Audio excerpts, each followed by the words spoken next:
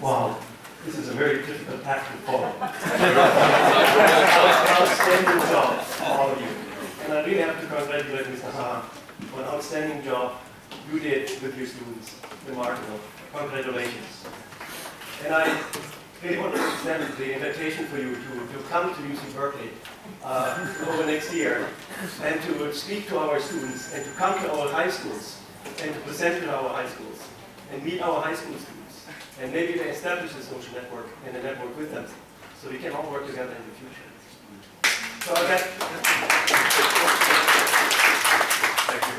I will get back to that at the end of my presentation because we are moving on and we are working with our high school students on some similar projects. And I think they're really outstanding opportunities to work together in the future. But I'll get to that at the end of my presentation. I'm really glad that Ms. Clement invited me to attend this symposium, this dialogue meeting, really to see and learn what wonderful work you do at home or in schools in Fukushima and outside Fukushima. And also the opportunity and to share some of the activities we have been pursuing over the last 4 years in California to address the concerns in California by doing measurements and engage the public in dialogue in California as well. Before I do that though, I wanted to just say a few words about myself and my background. Even since I'm Doctor of Nuclear Physics, so I'm a nuclear physicist. And I'm always have been intrigued over the last 20 years at least to study the structure of atomic nuclei. In order to do that, working with radiation for the last more than 20 years to develop better and better sensors and detectors to see, enhance the ability to see radiation, which now, of course, helps us to better see the radiation in our environment. I'm also a professor in nuclear engineering at UC Berkeley. I am director of the whole research program at Applied Nuclear Physics in Berkeley National. So there's a lot of nuclear stuff in these names. So that's what I do on a daily basis. We're dealing with a lot of radiation to calibrate and test our detectors. But what is very important, at home, I'm father of 3 children. And they are now teenagers. As a matter of fact, my oldest daughter is just graduating from high school. So, and maybe more important, I'm a husband to a wife, which is extremely concerned mother of these 3 children. So I'm not just doing the nuclear work at Berkeley, but at home, I'm really also a father or a husband to a wife, which is big concern about the safety, of course, the well-being of our children, as probably all the mothers are in the world. And of course, we communicate a lot at home about her concerns and my concerns. And sometimes we have very interesting discussions. Of course, what I want to talk about started, as we all know, more than 4 years ago, with the major releases of the hydrogen explosion to radioactive materials into the environment, particularly into the atmosphere. And of course, the fact that whatever has been released here would make its way to California. So releases here in Fukushima would be transported by wind, by the air transport to California. So the advantage we have, of course, is that we had some time to prepare our measurements. So as a matter of fact, the explosion happened on Monday, and we had 60 hours to prepare our measurements, so we could see the increase of the radioactivity in California, because we were sure that we would be able to see something, because after all, we have extremely sensitive detectors. So this is the focus of the air transport and what we would be able to see and how it would be dispersed in the environment in California. There's a second mechanism, which is the ocean. So the ocean current, of course, also takes radiation in the seawater to California eventually, and the process takes a little longer, 3 to 4 years. And that's what we are focusing right now. Can we see kind of the wave of cesium appearing at the Californian coast? What is quite remarkable, though, what I want to mention is if you would remove the water, we are really almost next door neighbors. In Berkeley, you're sitting right at the coast here, Fukushima is right here, and we're about the same latitude. So if you would just remove the water, we would be really next door neighbors. I think that's really something, another opportunity we really should work together, because ultimately we will be addressed over there. Of course, in 5,000 miles in 10 hours flight. Nevertheless, so the releases here and the concerns by the public, and a lot of concerns by the public. Exactly, very similar, of course, to concerns here and anywhere in the world about what would happen about our safety, given the radioactivity which would come from Fukushima in California. So, particular pregnant women, mothers will be concerned. Can we go outside? Can our children go outside? At that point, it was still raining in California. You know, it doesn't really rain in California anymore, but at that time it was. And of course, can we go outside in the rain? Do we need an umbrella? Can we run through puddles? So really concerns on a daily basis we were faced with. Or then protective measures. Can we protect ourselves? Can we use iodine pills? And they were sold out in California. Quite a few people took the iodine pills. Is there a difference between man-made and natural radiation? Do I have acute radiation sickness? And of course, what came up today many times, what do all these numbers and units mean?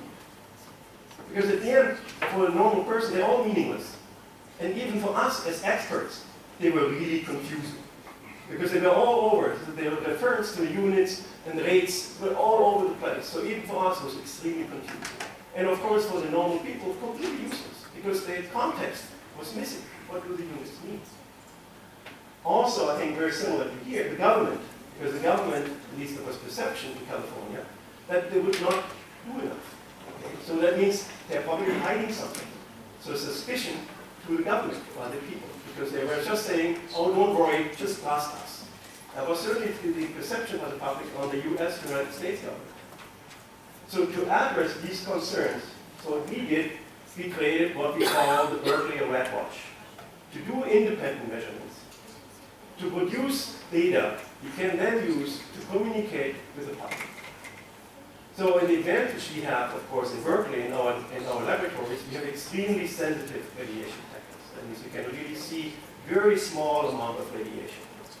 And according to the model prediction, right about 62 hours after the releases here, yes, we were able to see the first fallout in the rain from Fukushima in California. It was really Thursday night, 1 o'clock, when we first time saw the rain and the fallout from Fukushima in California. And since we saw it in rain, it was clear we should see it everywhere in Fukushima. It's just a matter of how long it would take and how much. So, perform independent measurements, make the data available to the public as soon as possible. But put the data and the results into a context one could potentially understand, even though it's very difficult. And it's not clear that we have found the best way. But at least we found a way not to cause panic in the Bay Area, that people would leave. Oh, yeah, right, forgot to mention, we have been asked many, many times, do we need to leave California? As a matter of fact, we are still being asked once in a while, whenever something is in the news here in Fukushima, do I have to leave California now? So people have been extremely concerned about that. So put the data and results into a context. What we have chosen to do is to use natural radiation levels and elective radiation levels. For example, one of our references was how much water I have to drink of this rainwater, which was contaminated, to get the same exposure as a cross-country flight in the United States. Or compare it to the exposure when you fly from San Francisco to Tokyo. Okay, what is the relevance? So this is the relationship we have been using. And I'll show you one example for that. And of course, all using that to engage the public in a dialogue. So we could to explain and calm the fear about the levels we are seeing. And please check our website at watch.purpose. So as an example, what I've shown here is iodine 131 in rainwater. Because rainwater is really the first thing we observe. And indeed, we saw an increase and a disappearance in rainwater. But yes, we were able to see it. Again, the point is, what does this measurement mean? And I can tell you many stories about this one measurement that was publicly debated in the public for many, many months. But what it means, to give you this frankly, you have to drink 100 liters of this rainwater to get the same exposure as a trip in the airplane from San Francisco to Tokyo. 100 liters of rainwater, which you wouldn't normally drink. Another comparison is milk, cesium-137 in milk, just as an example. We have done thousands of measurements, and they're all online, and you can all find them. So milk, and it was not so easy to find local milk from California, but so we were able to identify the sources on the seed of milk in the local milk in Berkeley, and looking at cesium, again the same. It increases and it goes down a little slower because of the physical half-life. Cesium compared to iodine. But now, what are these measurements really mean? So another comparison we chose to more recently we adapted is compared to the natural background in our milk, which is potassium 40. Right? Potassium 40 because we have potassium in our environment in milk, and we have some small amount of potassium 40 there. So and whenever we drink 1 liter of milk, we ingest 50 becquerel. From potassium 40. So that's relevant. So 50, that's natural, compared to 0.5. So factor 100 less than the natural backbone we are exposed to. So factor 100. So that's, even though, despite the fact that we can easily measure it, that's just reflecting the sensitivity of our systems. So these are just two examples of the work we have been doing to produce the data and put it in a context so that potentially we understand that it's not really, at least in California, not really, or for that matter, much less than what we are normally exposed to on the daily basis. Now, just an update on our latest edition. So this is a very sophisticated and very expensive system which allows us to continuously monitor radiation in air in Berkeley. So we continuously measure the different radioisotopes in air in Berkeley, and every hour you get an update. So that's quite a unique system in the world, because this is a system which is, I think, about 10 million yen, if you translate it. So but our students put that together and built it, and also built the process to put the data online almost real time. And what you can see here over time is not only that the different radioisotopes, which are naturally occurring, are existing, but they vary enormously on almost a daily basis by a factor of 10. And this is normal. Okay, just at one location, if you just stay in one location and look at the changes over time, it's a factor of 10 easily, which is normal. So this is a quite unique system, and I wouldn't really recommend every school to have that because it's quite expensive, but having that as a reference, and all the data we're producing is available to schools and to anyone to look into and to make even use for their own little science project. Because what we also do is provide a lot of other information, like meteorological information, air pressure, winds, and so on. We make that all available to the public and to schools. So this is what we have been doing and continue doing in the framework of LabWatch. But we are now going beyond that, because we want to do more than that. So we are doing a calc watch, that means we're looking at calc in seaweed in California to look for the arrival of cesium associated with the ocean current. And we're establishing a network of dosimeters across the schools in California, which we call CORES. So let me just say a few words about that. And this is really the basis for potential collaboration with schools here in California. So we are establishing a dosimeter network with Californian schools, with high schools. This is one of our students, where the students can even build the dosimeter. So we have design, we have packages, the students can build it and install it and set it up on their website and make the data available across all the network of schools. So in this way, you establish a dosimeter network in the schools. And with that, you establish a social network, which is so critical. So the students can actually discuss and compare their findings. This is so important. This is just an example of one of the modules we designed, which is very nice as a touch screen, and you can exchange, you can program the different units. So you can actually go through the different units. Whatever unit you want to define, you can program it and can adjust it. So that's just an example of UC Berkeley, what we are implementing, so the dosimeter network, and this will be publicly available to everyone. Very quick, and you can see the dose of that location in the past on some kind of tank. So you can establish the network for scientific analysis, but for presentation. Very similar to what you have done today. And you can do that live or live webcast, really in terms of the discussions across the network. So the social network. And then what you can do, if you have established this network, why just look at radiation? Why not add, for example, meteorological data, weather data? Why not add air pollution data? Why not carbon dioxide? Why not add whatever the students want to do?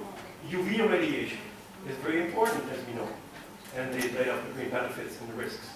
So why not add then more and more sensors the students can implement and can analyze the data with? And to continue that over many years. So we can really get a history of the different changes in the world regarding all the different of the world around us. So we can understand the world around us. That's the kind of theme. And of course, one of the points I want to make, and I made before, why stay in California? Why not expand, for example, to the high schools here in Fukushima? And then maybe globally, we establish a global network of these networks. So we can exchange, we can compare the information, we can do research together, and actually get to know each other, culturally. And that could be very important and powerful.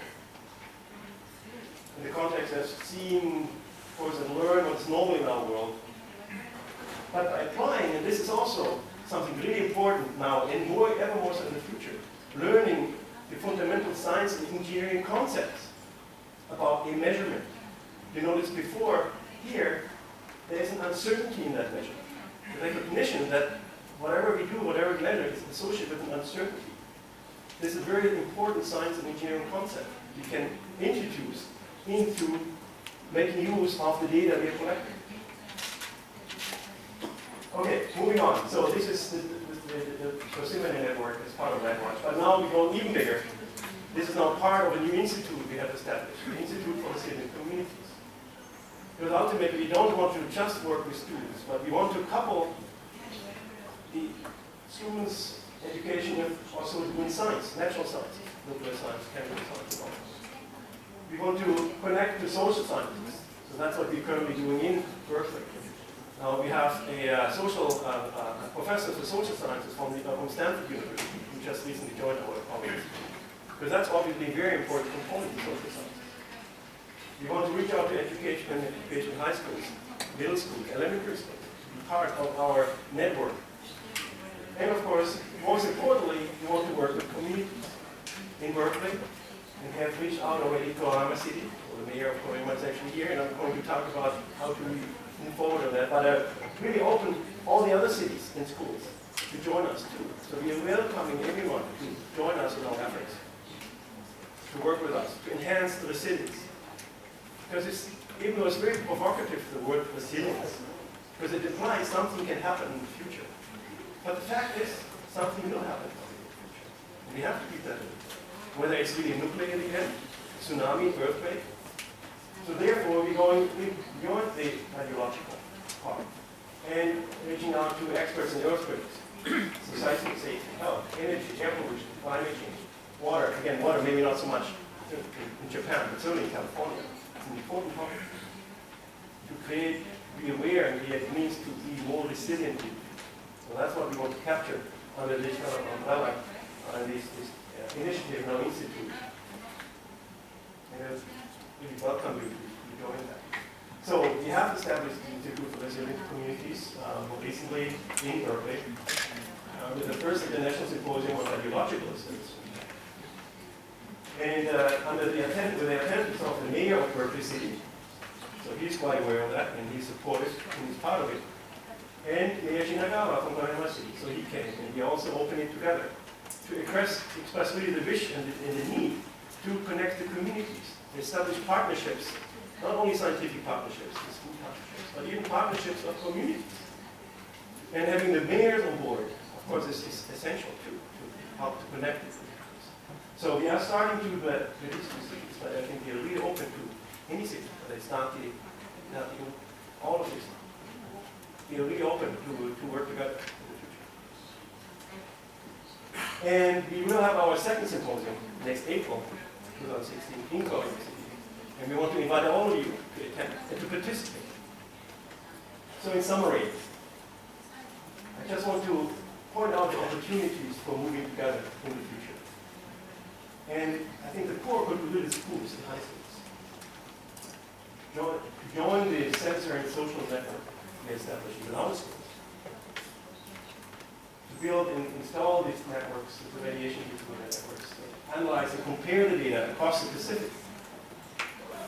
And have that meeting initially just to exchange through the web, but then of course actually go to California and our students come here to learn and experience, of course, how your school system works. That's the future already. And then, of course, as I mentioned before, expand to other sensors. And not all across the Pacific, in California and in Japan.